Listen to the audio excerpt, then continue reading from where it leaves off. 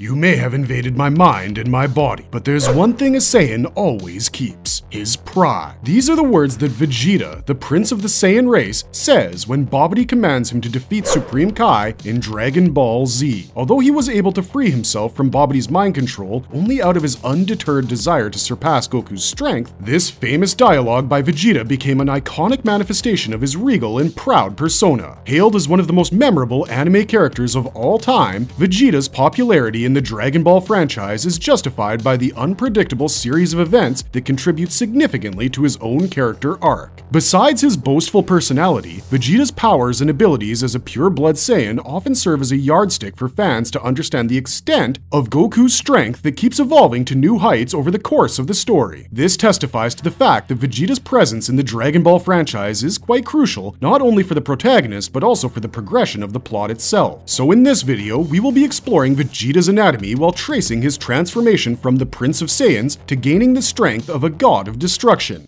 He was the prince of all Saiyans, not just by birthright, but by might. Vegeta's overwhelming power as a Saiyan elite. Before we delve into his strength and abilities, let us briefly look at Vegeta's origin story. Vegeta, or Vegeta IV, was named after his home planet and was born to the then King Vegeta in age 732. However, the Saiyan race was under the subjugation of the infamous Emperor of Universe 7, Frieza. Eventually, upon King Vegeta's submission to Frieza, young Vegeta had no other choice but to become a mere weapon to the galactic conqueror, failing which his father would be killed, which did eventually happen. Although Frieza's army and henchmen are expected to follow him to the pits of hell out of insurmountable fear, Frieza's interest in Vegeta lies in the latter's potential as a Saiyan, as long as he did not unlock his Super Saiyan transformations. After all, Frieza was himself afraid of the Saiyan race due to their evolving powers and the prophecy of a legendary Super Saiyan who would arrive in the coming years. Then, how was Frieza so certain of Vegeta's powers as a Saiyan? Rather, more importantly, what made Vegeta such a formidable Saiyan when pitted against other extraterrestrial beings in the universe? To answer the first question, we would have to take a little detour back to his childhood days. In Dragon Ball Z, Bardock, the father of Goku, we see a young Vegeta in a training session as he takes down 5 Saibamen in quite an effortless manner, while Nappa, when he still had hair, looks on with admiration. Moreover, the young prince of the Saiyan race was already being sent on intergalactic missions to take over planets on behalf of Frieza's empire. While the movie itself is considered non-canon, this speaks volumes of not only young Vegeta's powers at such a tender age, but also explains Frieza's complete faith in the former's strength. With this, we come to the next question, the basis of Vegeta's own strength. Being the child prodigy that he is, Vegeta always strives to be better than what he presently is. And this tenacity is quite palpable in almost every battle he's been in, especially when he fought against Goku for the first time in the Saiyan saga. So what fuels this drive inside him? The drive to develop his creed and become the strongest of all warriors. Well, before Goku arrived in the big picture, Vegeta's actions were motivated primarily by 2 factors.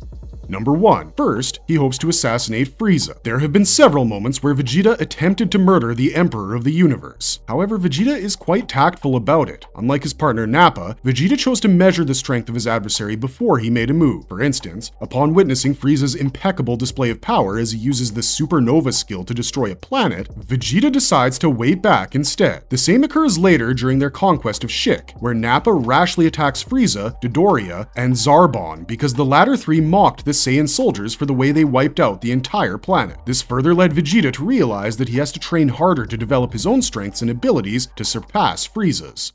Number 2. The second reason is his royal blood as the prince of the Saiyan race. To Vegeta, the words pride and honor mean more to him than protecting his own compatriots. A sort of lone wolf who prefers to do things the hard way, Vegeta's dignity rests in his regal position among the Saiyans. As a matter of fact, Vegeta reiterates his identity as the Saiyan prince every now and then over the course of the Dragon Ball franchise. However, it's quite intriguing to see that Vegeta never proclaims himself to be a supreme leader nor an authoritarian, such as a king. While the reason is not made clear in the storyline, it can be said that Vegeta chooses to remain as a Saiyan prince out of respect for his departed father, as well as the fact that the kingship was never formally passed down from father to son. Thus, it can be said that Vegeta's aspirations have nothing to do with being crowned king of the Saiyans. Instead, he is motivated to become stronger and better to live up to his own expectations as a Saiyan elite. Even after Frieza's eventual death, Vegeta's strengths are continually influenced by his royal integrity and ethics, although he still behaves like an incorrigible snob job on most occasions. Speaking of strength, most of Vegeta's abilities are stronger than that of even the protagonist, courtesy of the former's early exposure to warfare and combat. Evident in his encounter with the Saibamen during his training, Vegeta developed his combat skills without the aid of a mentor, a self-made man indeed. It is remarkable that the Saiyan Prince was able to upgrade himself and improve his own capabilities when he had no teacher to guide and nurture him. This explains how and why Vegeta's fighting skills are distinctive when compared with his contemporaries. For instance, Vegeta's control over his great ape form is quite superior when compared to Goku's. In the Saiyan saga, during his first face-off as an adult against the Z fighters, Vegeta's power level was about 18,000. In other words, Vegeta completely outclassed Earth's defenders at their base forms, as Goku and Piccolo had struggled to deal with Raditz prior to his arrival, and he didn't even have a tenth of Vegeta's strength. Thus, it took Goku multiplying his power by using the Kaioken to take down the Saiyan Prince. But the fight was far from over. Upon withstanding the Kaioken and its various multipliers, Vegeta transformed into his Uzaro, or Great Ape form. Quite surprisingly, he's able to retain his rationality throughout this state, unlike his Saiyan counterparts. Moreover, he can also communicate verbally while he's a Great Ape, along with the ability to manipulate his power. Thus, in this colossal form, Vegeta is able to replenish his own ki while also increasing his power by 10 times his base form. This is further evident in his speed, agility, and heightened senses, with which Vegeta can detect his enemies within a certain range. However, the most astounding aspect of Vegeta's physique is his unparalleled endurance. This was first seen in the Saiyan saga itself, when Krillin released a Genki Dama, aka the Spirit Bomb, toward Vegeta. Although the Saiyan Prince dodged it and little Gohan was able to bounce it right back at him, Vegeta's smirk after having survived the Spirit Bomb proved to the Z fighters, as well as the fans, that it would take more than the Genki Dama to defeat him.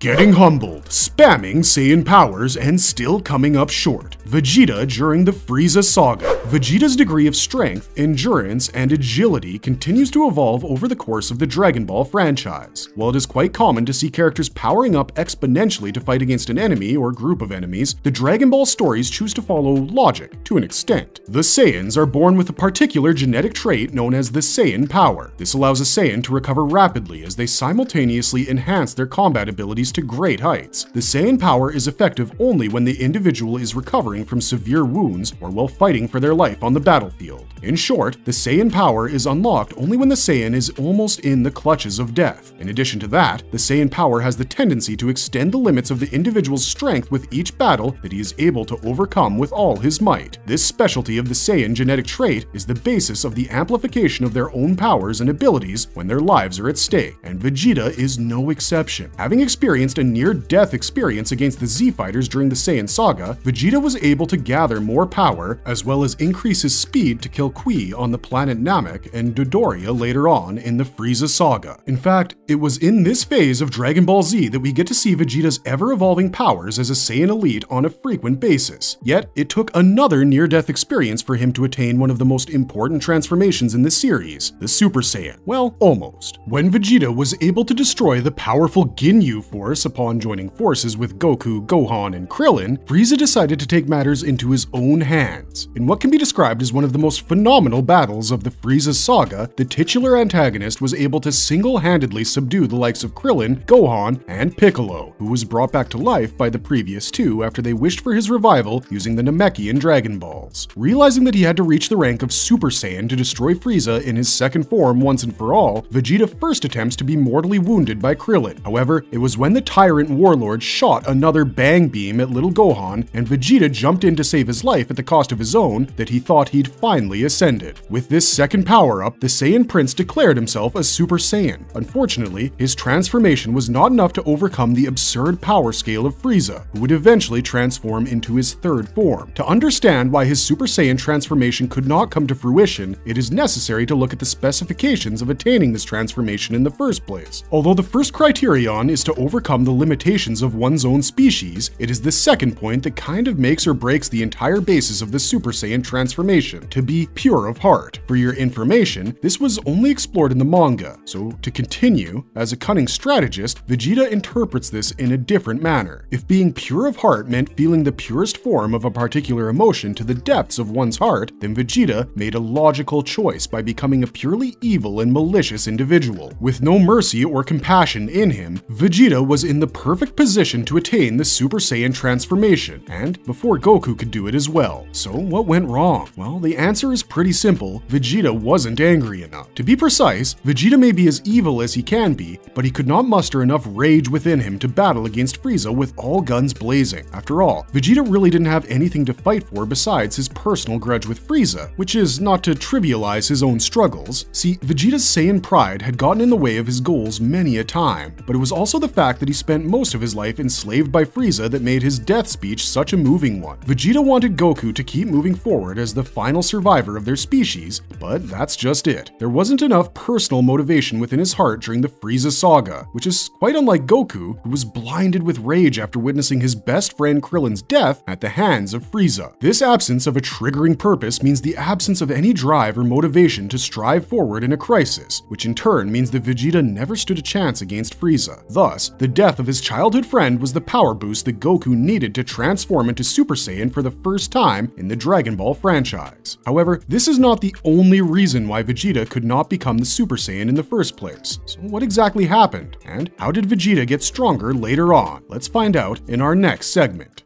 The prince finally ascends, but still remains second fiddle. Vegeta's bittersweet Super Saiyan transformation. In case you're wondering if Vegeta ever went Super Saiyan, we'll just say it out loud. Yes he did. But it didn't turn out to be as powerful a transformation as Goku's in the Frieza saga. But before we get into all that, let's take a look at how Vegeta changed as a powerful warrior over the course of the Dragon Ball franchise. For this, we gotta hit the rewind button and look back at the events that took place after the Frieza saga in Dragon Ball Z.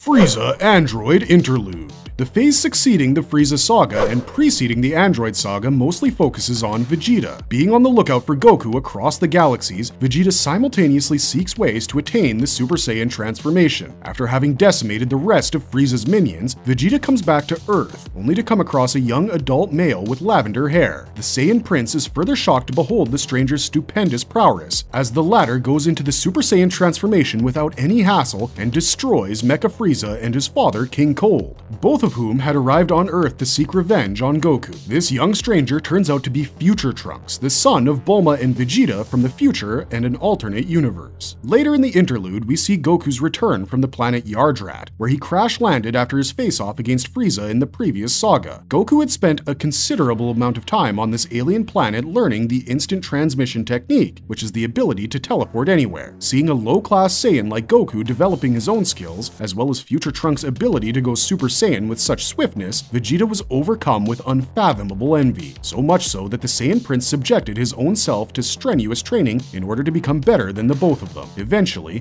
Bulma gives birth to a young boy named Trunks, courtesy of their intimate relationship that blossomed in those couple of years since Future Trunks first appeared on Earth. Having no interest in his own son, Vegeta leaves the Earthlings for the gravity machine in order to boost his own power. His obsession knew no bounds as he would train inside the machine, which was set to over 400 times the normal gravitational force of Earth so that he could attain the Super Saiyan transformation. In the manga, Vegeta attains the transformation with the help of this machine, but in the anime, things play out a bit differently. Vegeta basically goes through a galactic power run course as he travels from planet to planet, attempting to force the Super Saiyan transformation while searching for Goku in vain. Vegeta had spent so long in space searching for his arch rival that he almost gave up hope on becoming a Super Saiyan himself. However, a miracle did occur towards the end. The planet where Vegeta was training hard to become a Super Saiyan was suddenly in the midst of a meteor shower, which threatened the machine as well as Vegeta's own life. Since he was too weak to protect the ship on his own, he just about gave up all hope when out of the blue, Vegeta became the Super Saiyan incarnate, enveloped in the blazing yellow halo of power and greatness.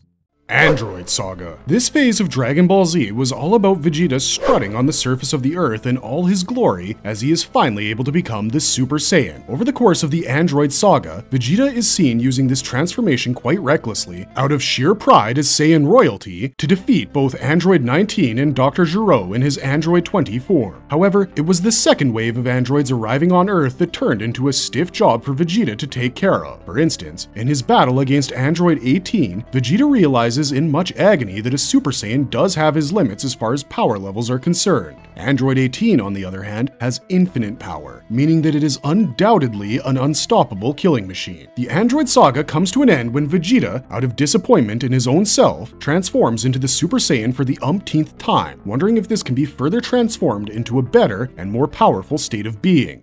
Cell Saga. One of the most anticipated arcs in Dragon Ball Z, the Cell Saga showcases how Vegeta is finally able to switch to the latter levels of the Super Saiyan transformation. Having learned from Goku about the hyperbolic time chamber at the Lookout, both Vegeta and future Trunks visit the same to spend nearly a year in the machine for their training, which is actually the equivalent of one day outside the time chamber. When Semi-Perfect Cell, after absorbing Android 17 to reach this state, confronts the Saiyan Prince and future Trunks, it ends up being an imbalanced match as Vegeta's second Super Saiyan form takes a great toll on the evil android. But later in the story, Vegeta loses control over a match he could have won decisively by allowing the miserable Semi-Perfect Cell to absorb Android 18 so that the latter could put up a fair fight against Vegeta. As a matter of fact, his final flash proved deadly for Perfect Cell as it obliterated about 1/3 of his body, but living up to his name, Perfect Cell was able to regenerate in no time thanks to Piccolo's cells in his body. And yes, Cell, created by Dr. Gero, was made from a combination of cells belonging to the universe's mightiest heroes, which included that of Goku and Vegeta as well. In short, this was a more complicated fight than Vegeta expected, and that helps us identify another shortcoming of his, Vegeta's lack of foresight and his impatience. But things take a rough turn when Perfect Cell announces a tournament to battle against the Earthlings for the sake of entertainment. Over the course of this tournament, we see how Gohan, under Goku's tutelage, is able to unlock the Super Saiyan 2 transformation at the tender age of 11. Vegeta is further shocked when he witnesses Goku sacrificing his life by teleporting Cell to King Kai's planet in order to save the Earth from an exploding Cell. Unfortunately, he evolves into the Super Perfect Cell due to the Saiyan genetics within his body, which is known to develop under the stressful circumstances of life and death. Upon his comeback to Earth, Super Perfect Cell immediately blasts future Trunks, who ends up dying. Although Vegeta desperately puts up a fight against Super Perfect Cell with no positive outcome, it is only after Gohan's final move to destroy the corrupt android that the Saiyan Prince realizes the futility of his pride. Having lost future Trunks as well as the only Saiyan he knew as his friend and rival, Vegeta repents his actions that were motivated by his unquenchable thirst for power. With this, he finally understands the value of having friends and loved ones by his side, and thus, Vegeta announces his retirement from his career as a warrior prince of the Saiyans so that he could live a peaceful life with his family and acquaintances on Earth. Indeed, this change in Vegeta's morality was unexpected, yet long overdue. From his beginnings as a ruthless and merciless fighter, the Saiyan elite becomes a dignified person who swears to protect his friends and family at all costs. Now, let's come back to Vegeta's first Super Saiyan transformation. An important point to note here is that in the Frieza android interlude of the anime, he goes to another planet with the gravity machine to attain the same. On the other hand, in the manga, Vegeta declared he was able to attain the Super Saiyan transformation because, like Goku, he did ultimately have purity of heart. That is, a heart full of pure malice, like we discussed in the previous segment. Although it is ironic that his malevolent attitude spurred him on and held him back at the same time, there is one more shortcoming that Vegeta faces, which is the main reason why the Saiyan elite would always play second fiddle to Son Goku, the S-Cell count. We talked about the S-Cell at length in our previous video on Goku's anatomy. You should pause this video and take a look at it to refresh your memory. But coming back to Vegeta's physiological shortcomings, unlocking the Super Saiyan transformation requires the individual to have an adequate number of S-cells. This would determine how easy or difficult it would be for the person to turn into a Super Saiyan. So, a Saiyan with more S-cells would naturally require a little emotional stress to transform into a Super Saiyan. Sadly, Vegeta was born with less than the necessary S-cell count to become a Super Saiyan easily. No wonder why Vegeta could unlock the same only if he was experiencing an immense degree of stress to survive. This is primarily why Vegeta endeavors to train harder, often 4 times what Goku would do, just so that he could surpass him and become the strongest warrior of all. So, is Vegeta actually able to overcome Goku?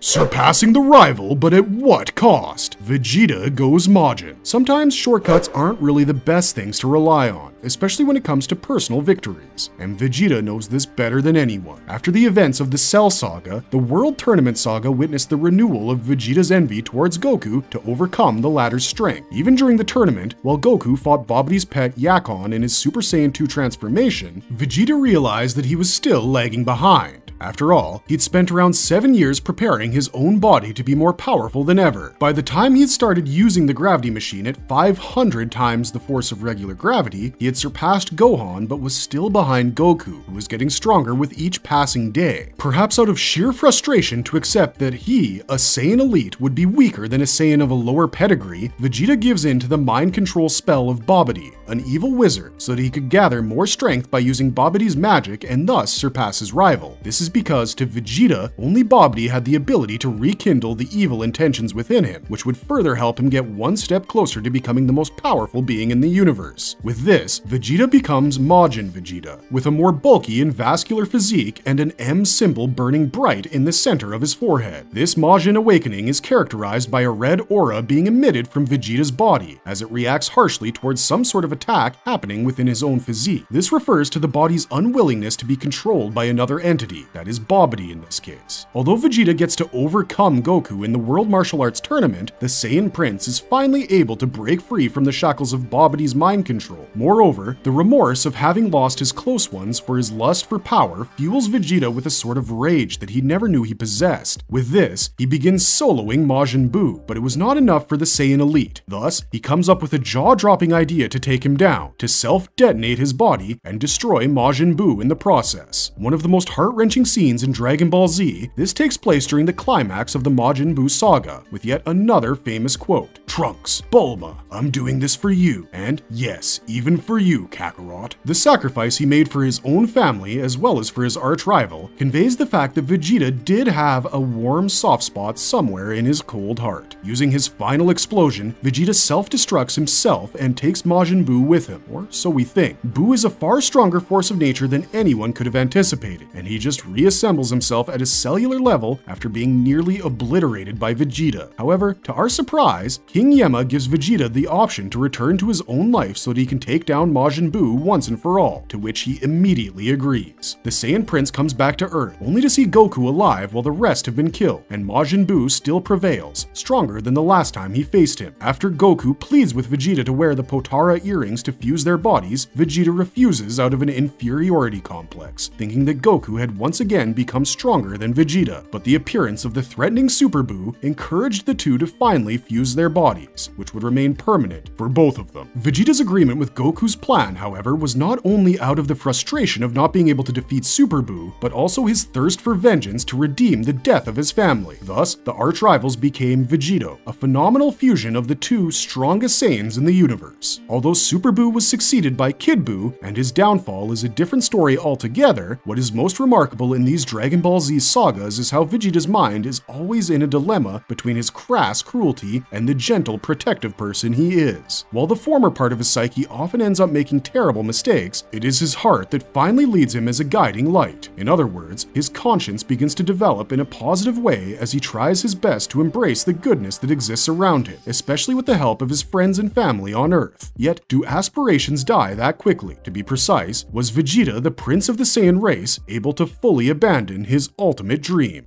Reaching the power of the gods by himself, Vegeta's path to becoming a Super Saiyan God. The Dragon Ball Super anime series begins with the God of Destruction, Beerus saga, which is where we get to learn whether or not Vegeta was able to lead a normal life as he promised. However, during their family vacation, Vegeta couldn't help but wonder how much stronger Goku had become ever since their encounter with Majin Buu. This compels him to resume his training because of his ultimate goal. And yep, it's exactly what you're thinking. However, our Saiyan Prince isn't really the irresponsible, indifferent family man that he pretends to be. In fact, Vegeta went overdrive to attain the Super Saiyan 2 Enraged transformation when he saw Beerus slap Bulma to knock her down. Also known as the Furious Vegeta, this transformation is perhaps one of the first instances where Vegeta was able to become the strongest version of himself. The tussle that ensues between Vegeta and Beerus is indeed an eye-opener, especially because Beerus, for the first time, claims that he was enjoying the battle more than the time he fought Goku in his Super Saiyan 3 form back on on King Kai's planet. Most of all, it was Master Roshi in Episode 8 of Dragon Ball Super who first declared that Vegeta's Super Saiyan 2 was boosted by his fury to such lengths that it eclipsed Goku's very own Super Saiyan 3 transformation. In fact, for a moment, it did seem that the roles were reversed. Goku fought Beerus for the sake of fighting, while Vegeta fought with the purpose of protecting his wife and everything he had. This is what was missing in Vegeta all this while, a purpose to push him forward. And finally, after so many episodes, Vegeta was able to create his own version of the SSJ2, especially the kind that was deemed more powerful than Goku's SSJ3. Another significant addition in Dragon Ball Super to the never-ending twists and turns in the story arcs was the inception of the Super Saiyan God. Although Goku's was already seen in the series as well as the film Dragon Ball Z Battle of Gods, it was Vegeta's mastery of this transformation that caught more attention than the protagonist. As we explored earlier in this video, Vegeta has always trained himself as a combatant without any mentor to guide him. Also, his tendency to torture his body to endure incredible amounts of pressure and stress just to improve his strength also conveys Vegeta's unbendable willpower to strive and seek what he wants, albeit in a harmful way on most occasions. Now, coming back to the Super Saiyan God, as we discussed in our previous video on Goku's physiology, the Super Saiyan God is a transformation that is far superior to that of the Super Saiyan 3. To become a Super Saiyan God, Goku is required to participate in the ritual of the 5 Saiyans, including Vegeta, followed by summoning the Eternal Dragon to learn about the same. In the case of Vegeta, however, things happened quite differently. In the manga, during the Future Trunks saga, Vegeta became a Super Saiyan God after undergoing secret training with Whis, which brought him to the same level as Goku. In the most anticlimactic way possible, Vegeta takes the transformation of the Super Saiyan God in order to counter Goku Black's Super Saiyan Rose. Interestingly, Vegeta was able to master the next level of Super Saiyan God, the Super Saiyan God's Super Saiyan Transformation, or SSGSS, which is also known as Super Saiyan Blue. It was in the Golden Frieza saga, the second phase of Dragon Ball Super, when Vegeta used his pure strength to attain the Super Saiyan Blue transformation in order to fight Frieza in Goku's stead. We'd seen both Saiyans get a feel for the transformation during one of their training sessions with the Angel of Universe 7, but we didn't think for a second that Vegeta's power would increase this dramatically. Although Frieza had to wait for the Deuteragonist to pass away so that Goku could take him down, anime logic, duh, Vegeta's sudden jump to the Super Saiyan Blue level while he was yet to master its fundamentals speaks volumes regarding the tenacity and commitment Vegeta exhibits throughout his intensive training. Vegeta further breaks the limits of his own powers during the Tournament of Power with his Super Saiyan Blue Evolved state. Often simply called Blue Evolved, it is an empowered version of the Super Saiyan Blue transformation that was first attained by Vegeta in episode 123 of Dragon Ball Super as part of the Universe Survival Saga. Although, by appearance, it looks similar to its preceding state, the Blue Evolved state entails an increased muscle mass, along with the veins on the forehead bulging against the skin to signify their enhanced strength and powers. And he attains this out of the sheer stress of keeping his promise to revive Kaba, which means defeating Jiren with whatever he has in the Tournament of Power. Often made equivalent to the Ultra Instinct, Vegeta's Blue Evolved is distinct from the other Super Saiyan transformations because he is able to break away from the limits that he has set upon himself all this while. However, the manga has a different take on how Vegeta was able to acquire the Blue Evolved state. While his challenge to beat Goku is still going strong in this saga, Vegeta comes to terms with his own strength and successes. With his undiminished pride as the Saiyan elite, it was Vegeta's acceptance of his own capabilities and limits that helped him move ahead. Most importantly, it was Vegeta's realization that the autonomous Ultra Instinct could never be his style as a combatant that further supported him in mastering the Blue Evolved state with the grace and dignity of a Saiyan prince. Over the course of Dragon Ball Super, the conflicts between Vegeta and Beerus only seem to increase at an alarming rate. Yet, Beerus's decision to teach Vegeta the ability of Hakai is suspicious and surprising at the same time. In case you're wondering, Hakai is a very powerful ability that allows its wielder to destroy anything and everything, whether it's a small pebble or a low-level god. After all, Beerus's intention was essentially to create another harbinger of destruction, if not a god. In the manga, when the immortal Zamasu is finally defeated, Vegeta challenges Beerus, who thinks of it as something like a trifle. However, when Vegeta displayed his perfected Super Saiyan Blue transformation without any hassle, Beerus did recognize the potential in the Saiyan Prince to become the god of destruction in some universe. This ends up signaling the arrival of the true strength of Vegeta in the form of his Ultra Ego.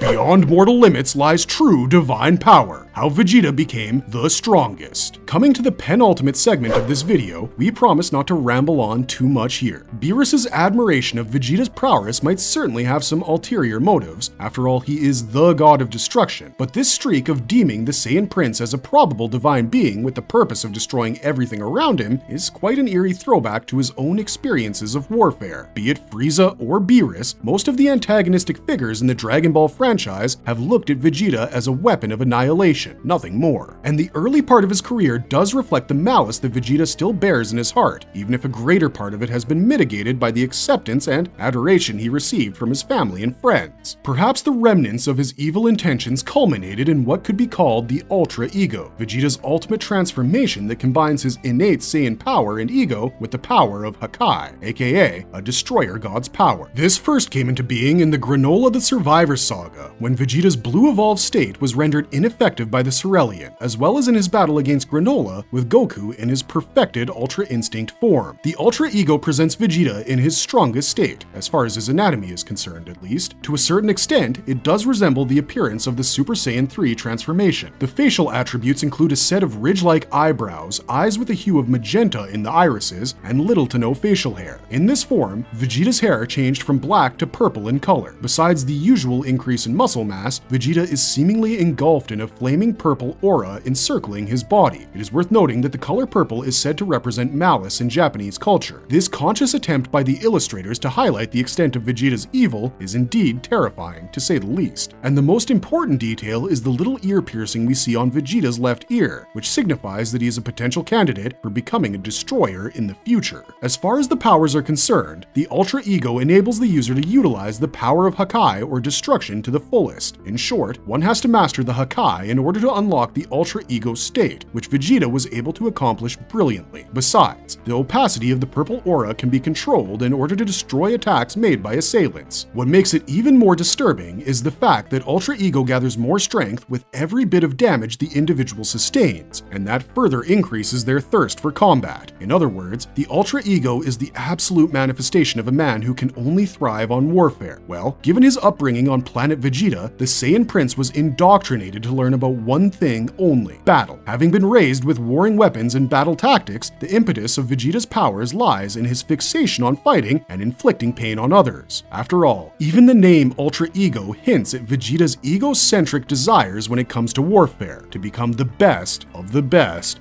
Marvelous verdict! Vegeta's success in the Dragon Ball franchise lies solely on two factors: his undiminished determination to be stronger and better than his friends and adversaries, and his Saiyan anatomy, which is, simply put, out of this world. Given the levels of danger he would subject himself to for the sake of strength and combat training, his physiology too had to be in tandem with his grit in order to become the strongest of the Saiyan race and defeat Goku on the basis of their respective power scales. But indeed, these are not the only two aspects of this character. Vegeta's arc began as the Saiyan Prince who turned into a merciless, vengeful spirit, followed by his unabated envy towards Goku, which only changed into him becoming a good friend of the protagonist, as well as a sworn protector of the human race. All of this culminates into the creation of an unforgettable character who incites admiration and astonishment among the Dragon Ball fans even today.